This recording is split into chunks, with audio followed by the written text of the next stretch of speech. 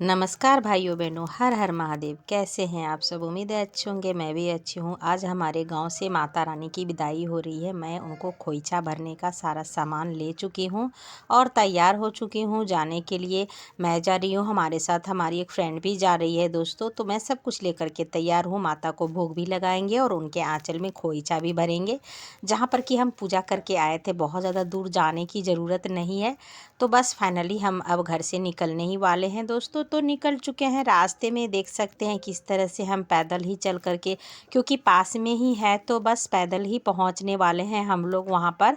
क्योंकि चलते चलते ही चले जाते हैं, कुछ ट्रैवल की ज़रूरत नहीं है क्योंकि गांव में है जहां पर हम लोग रहते हैं। जी हाँ दोस्तों, तो हम और हमारी दोस्त दोनों वहां पर पहुंच गए। उसने छोटी सी हमारी वीडियो भी बनाई, पीछे से आगे से भी।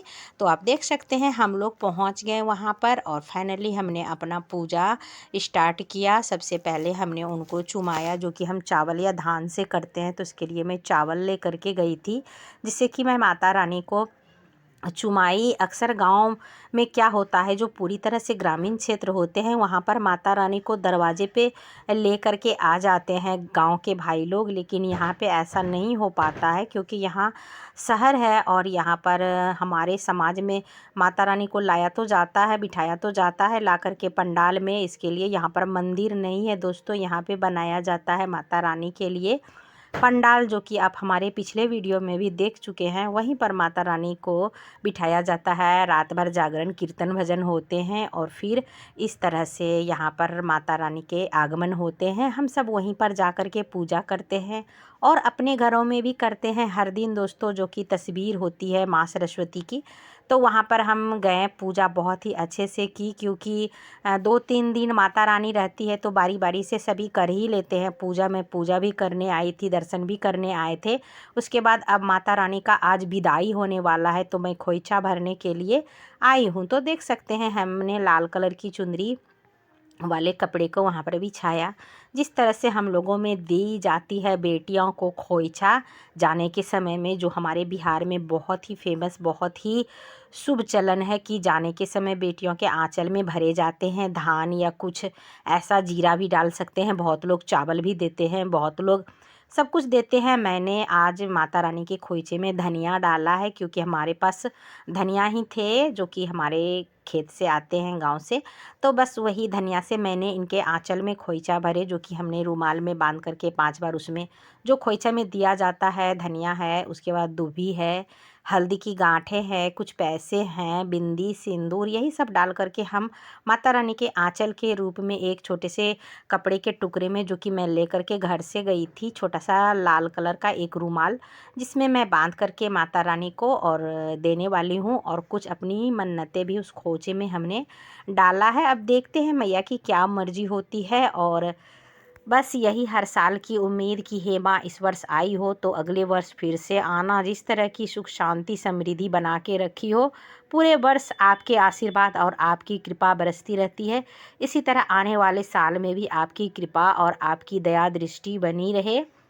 सबसे ज़्यादा ज़रूरी सभी को माँ सरस्वती की ही है, क्योंकि जब तक इनकी कृपा प्राप्त नहीं होगी तो आप कहीं पर भी अपने नाम और शोहरत को नहीं कर सकते। तो हमने अपनी खोइचा वाली मन्नत वाली पोटली माँ के सामने प्रस्तुत कर दी है और क्षमा मांगी है। यदि हमसे कुछ गलत हो गया होगा तो माँ के पाँव छू करके हमने क्षमा मांगे और जितना हो सका, जैसा कि मुझे आता था, मैंने उस तरह से किया पूजा, जैसा मैं अपने बड़े बुजुर्गों को देखती हुई आई हूँ कि घर से ले करके जाते थे। हमारी माँ भी जाती थी हमेशा, जो कि गांव में रहती थी। फिर भी गांव के सरस्वती पूजा, जो कि स्कूल में अक्सर बिठाया जाता था उनकी प्रतिमा को, माँ सरस्वती माँ की प्रतिमा को, तो हम लोग वहीं पर जाते थे दर्शन पूजन करने के लिए। हम लोग छोटे बच्चे थे तो गांव में जाके कर लेते थे और हमारी माँ खोचा देने जाती थी। तो यही चीज़ हमने देखा है तो वही हमने आज किया। फिर खोचा वगैरह देने के बाद, क्योंकि मैं जिस समय माँ विसर्जन को जाएगी तो मैं फिर से शायद नहीं आ पाऊँ, तो इसके लिए मैंने सोचा चलो मैं इनकी आरती भी कर लूँ।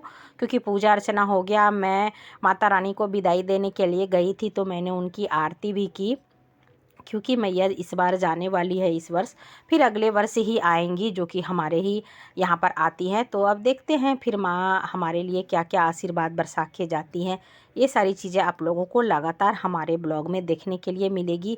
पूरी वर्ष हम क्या क्या करेंगे, फिर अगले वर्ष माता की कैसे हम लोग स्वागत सत्कार करेंगे, सभी कुछ देखने के लिए आप लोगों को लगातार हमारे ब्लॉग में मिलते रहेगा। दोस्तों आप लोग हमारे ब्लॉग को प्यार दीजिए, सपोर्ट कीजिए, क्योंकि आप लोगों को मैं इसलिए बारी बारी से सब कुछ दिखाती हूँ दोस्तों कि आम लोगों की ज़िंदगी किस तरह की होती है, किस तरह से वो सभी खुशियों को अपने एक साथ समेट करके अपने जीवन में आगे बढ़ती है। यही होता है हर महिलाओं के जीवन में, जो जैसा चाहती है, जो जिनकी सोच जैसी होती है, उनकी मुराद मैया पूरा करती है उसी हिसाब से। तो इसलिए अच्छी अच्छी चीज़ें सोचे, अच्छी चीज़ें मांगे, ताकि माता रानी आपके झोली में अच्छी चीज़ें डाले जो कि आपने उनसे चाहत रखी है, क्योंकि आप जो चाहेंगे वही होगा ना।